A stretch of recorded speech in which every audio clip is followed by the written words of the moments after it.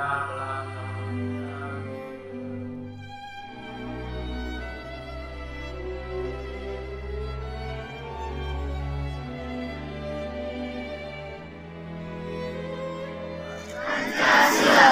satu.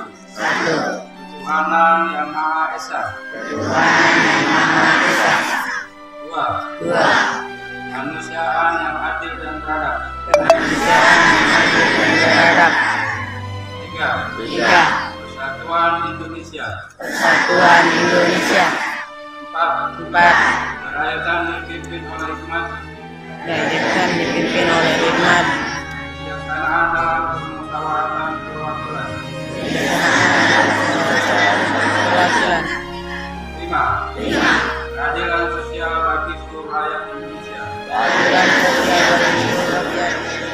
Diperbaiki sehingga pada kita melaksanakan minggu-minggu selanjutnya akan mereka bangga dengan kenakalan seperti itu.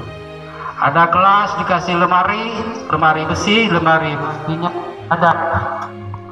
Jadi rawatlah kelasmu, rawatlah fasilitas di kelasmu, sehingga pada waktunya adik-adik atau generasi setelah kamu akan Assalamualaikum warahmatullahi wabarakatuh.